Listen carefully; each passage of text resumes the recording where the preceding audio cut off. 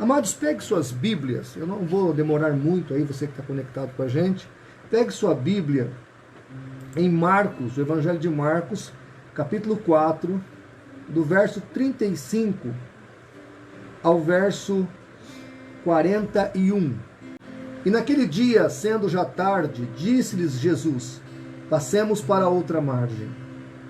E eles, deixando a multidão, o levaram consigo, assim como estava no barco. E havia também com ele outros barquinhos. E levantou-se grande temporal de vento, e subia as ondas por cima do barco, de maneira que já se enchiam de água.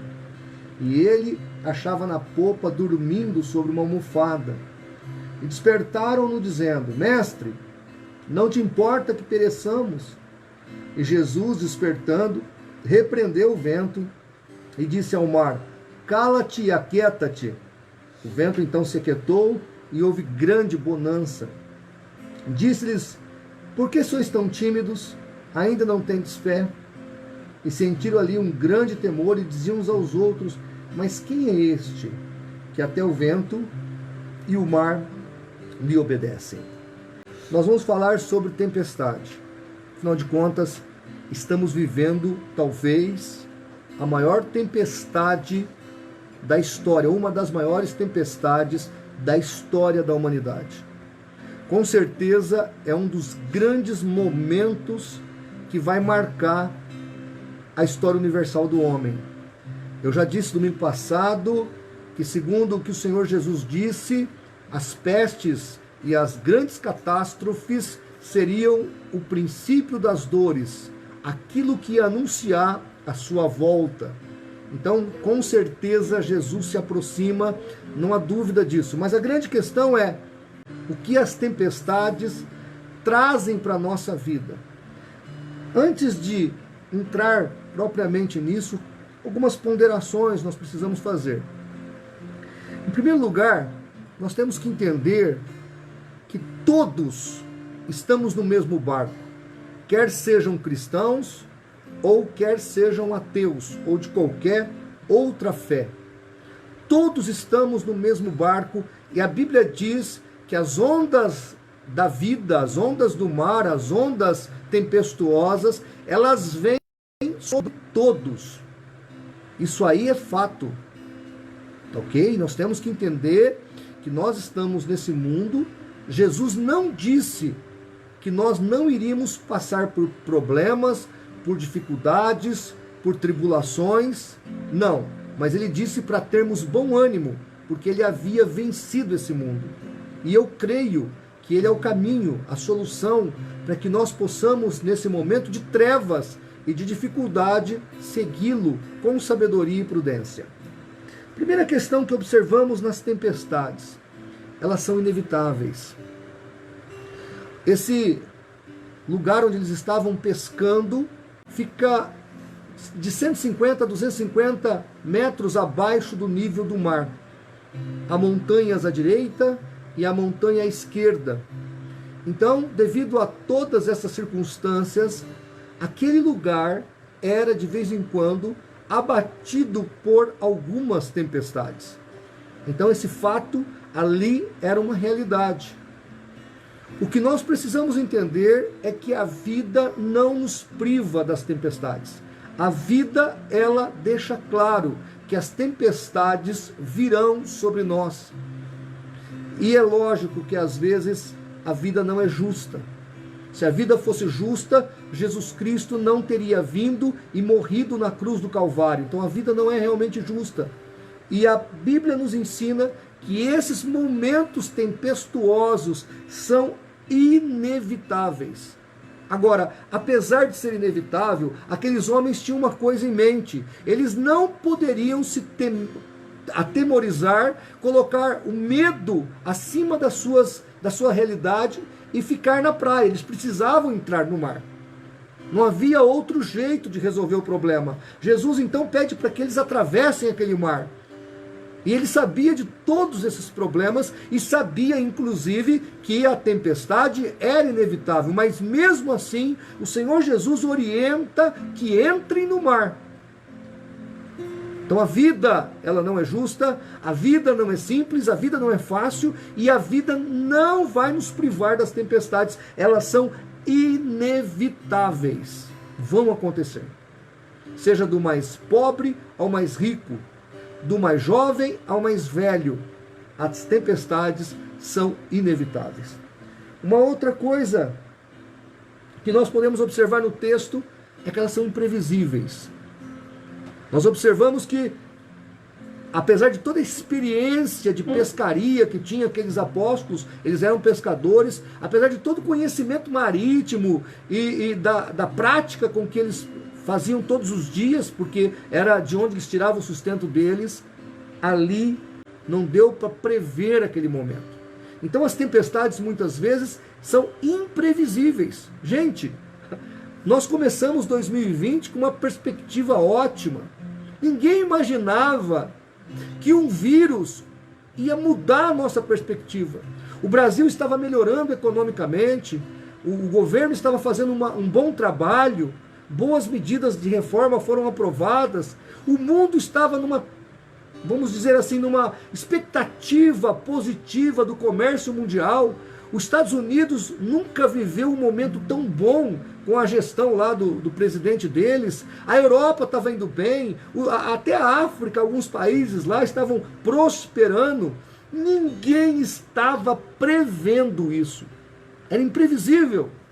Todo mundo sabia que poderia acontecer, a possibilidade de um vírus aparecer, de uma coisa desse tipo acontecer. Todo mundo sabia das possibilidades, mas ninguém preveu.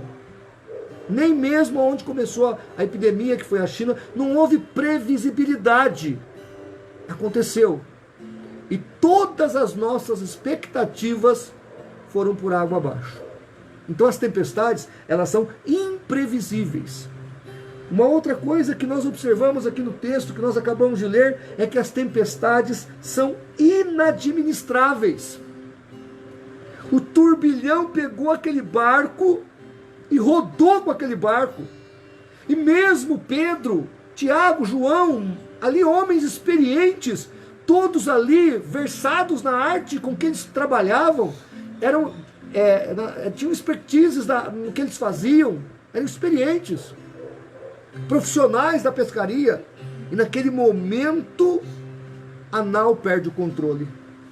Então muitas vezes a crise que sobrevém sobre nós é inadministrável.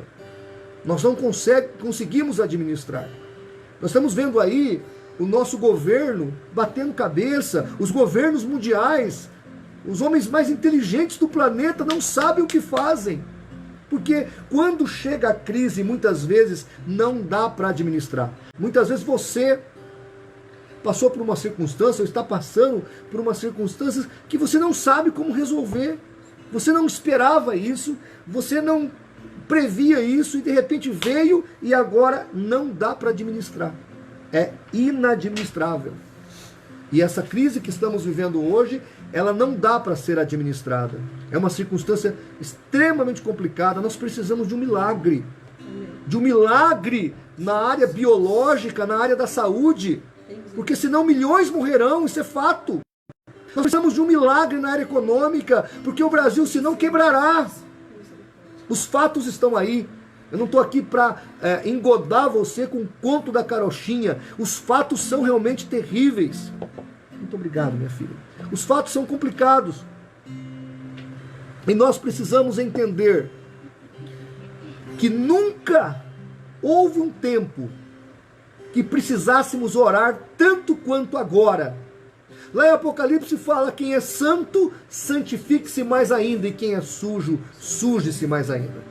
Esse é o tempo em que os que são de verdade serão purificados pela tribulação e pela tempestade. Agora é a hora de nós provarmos a nossa fé.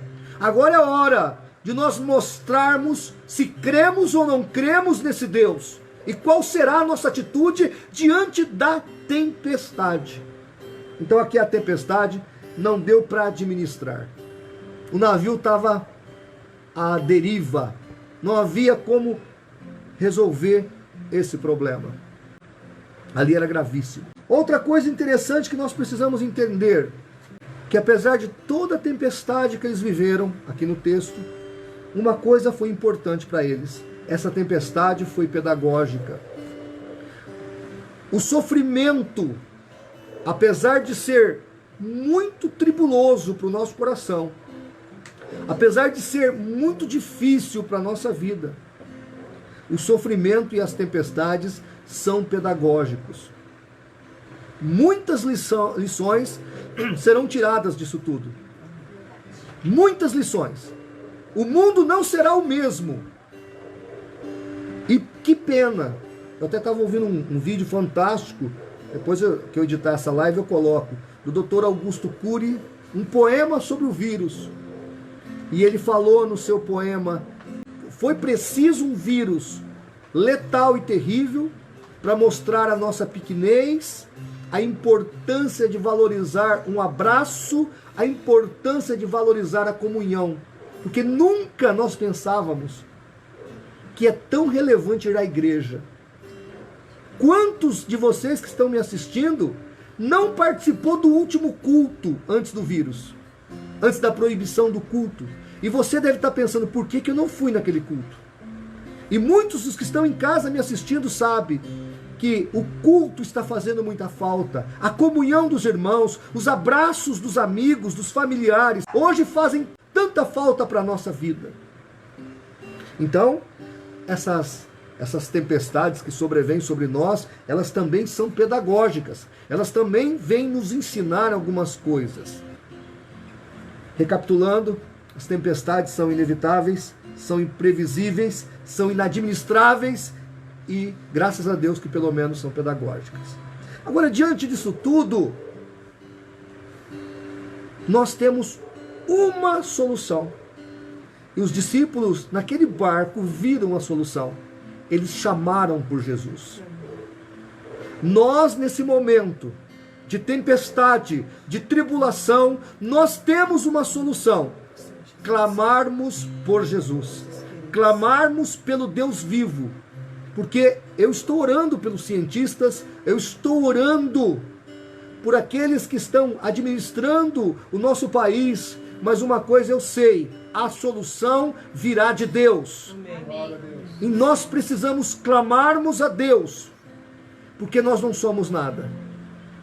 E o Senhor Jesus havia dito isso. Então os apóstolos naquele momento, entendendo a complexidade do que eles estavam vivendo, clamaram por Jesus. Clamaram por socorro. E que bom que Jesus estava naquele barco. Se você está me assistindo por esse canal e porventura Jesus não está no teu barco, clame agora por Jesus. Coloque Jesus na tua vida, coloque Jesus no teu barco, coloque Jesus na tua existência. Porque se você partir dessa vida sem Jesus, aí é muito sério. Perder a vida, um dia todos nós perderíamos, com vírus ou sem vírus. Mas a grande questão é, para onde vai a sua alma?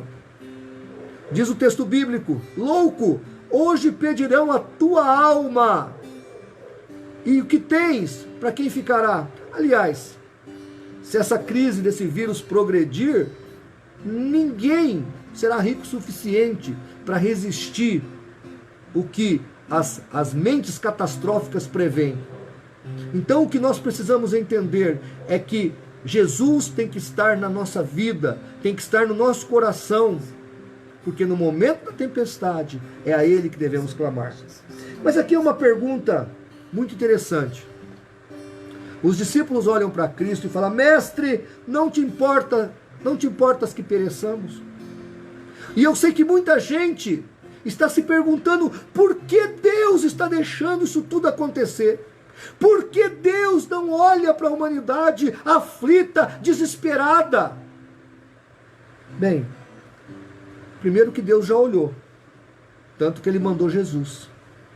Segundo, queridos, que há poucos dias atrás aqui no Brasil, o povo estava se esbaldando no carnaval de rua, se prostituindo em praça pública como um animal, se esfregando um no outro nas grandes folias carnavalescas. O nosso próprio governador se orgulhou publicamente de dizer: fizemos agora o maior carnaval do Brasil, ganhamos do Rio de Janeiro.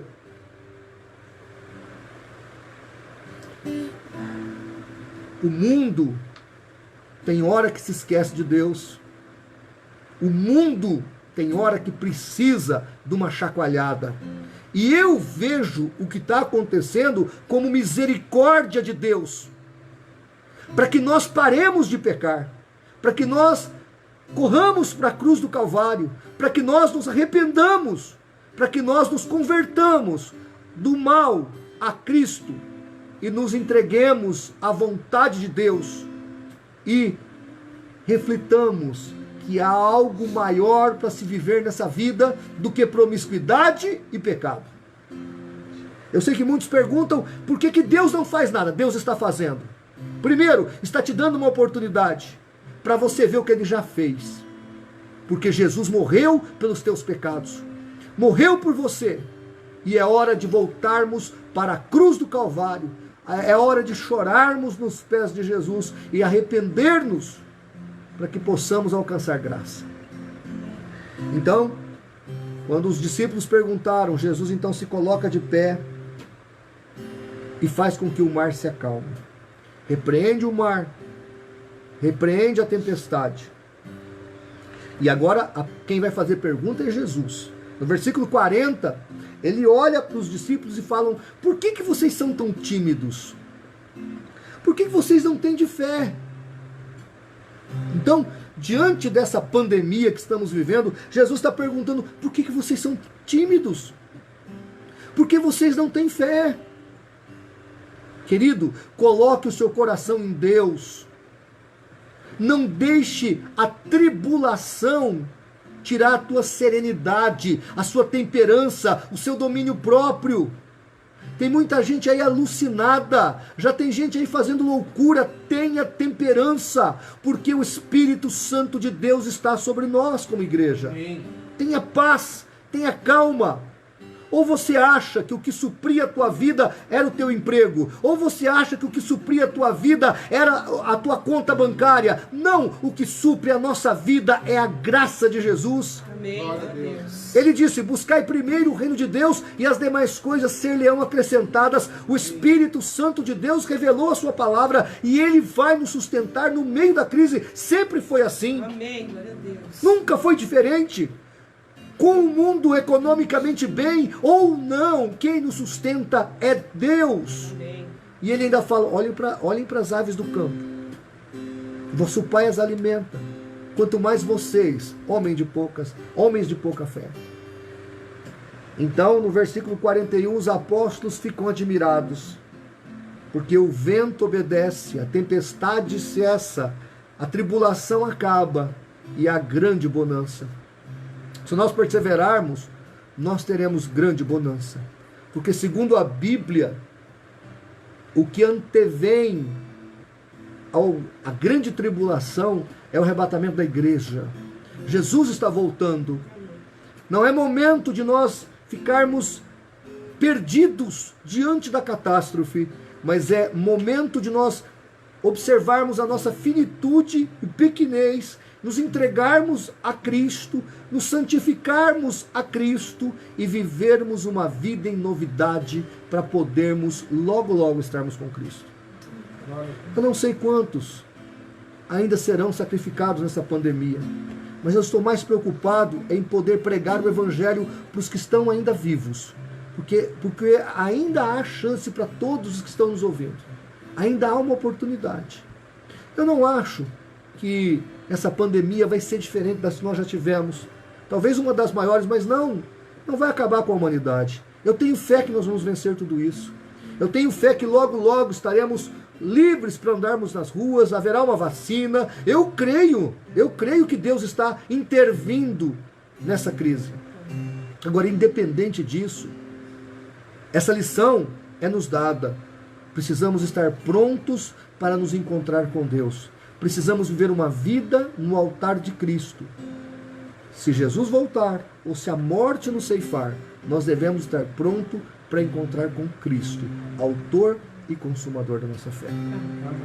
Que você possa, nesse momento de dor, confiar em Deus. Eu estou orando para que o Espírito Santo ilumine uma mente, para que essa mente científica crie uma vacina. Eu estou orando para que os doentes se recuperem. Eu estou orando para que as autoridades tenham sabedoria para administrar esse momento de tribulação. Mas acima de tudo eu estou orando para que diante dessa crise haja um grande avivamento, haja um grande despertar e vidas se convertam ao Deus vivo, aquele que tudo pode. Amém. Chegue perto do seu celular, do seu televisor, do seu computador. Vamos falar com Deus. Vamos nesse momento entregar tudo no altar do Senhor. Senhor nosso Deus e Pai, nesse momento de tempestade, de calamidade, de sofrimento, de incerteza, nós oramos agora. E nós pedimos, ó Deus, tenha misericórdia desse mundo. Tenha misericórdia, Senhor, do povo desse planeta. Tenha misericórdia, Pai. Perdoe os pecados do povo. Que o povo possa se converter ao único Deus verdadeiro, que o povo possa se arrepender dos seus pecados, que haja, Senhor, avivamento diante dessa crise e que todos confessem que Jesus Cristo é o Senhor. É verdade, meu Deus. Deus, eu oro pelos doentes, pelos oprimidos, que estão desesperados. Cura os doentes, ó Pai. Sim, Traz Jesus. paz ao coração dos oprimidos. Sim, meu Deus. Eu oro, Jesus, oro por aqueles que estão desempregados, Oh, Deus, sim, pelos profissionais autônomos. Deus, tenha misericórdia do sim, povo. Jesus. Ó Deus, tenha piedade, que não falte comida na mesa do povo. Deus, eu oro também, Senhor, pelos profissionais da saúde, Sim, Deus. pelas autoridades, pelo nosso presidente, Deus. pelas autoridades instituídas, Sim, Jesus. pelos bombeiros, pela polícia. Soberano, meu Deus. Senhor, tem misericórdia, Pai. Sim, Jesus. Guarda, salva o teu povo, ó Deus. Senhor, eu oro pela tua igreja. Senhor, tem misericórdia, que a tua igreja não fraqueje nesse momento, mas que a tua igreja seja levantada com graça, virtude e poder. Jesus. Abençoa, Senhor, a nossa igreja, a Igreja Batista no Jardim Laranjeiras. Abençoa a tua igreja em toda a face da terra. Abençoa esse mundo, Senhor. Tenha misericórdia. Nós oramos porque confiamos na tua fidelidade e no teu perdão. Em nome do Senhor Jesus, para o teu louvor. Amém.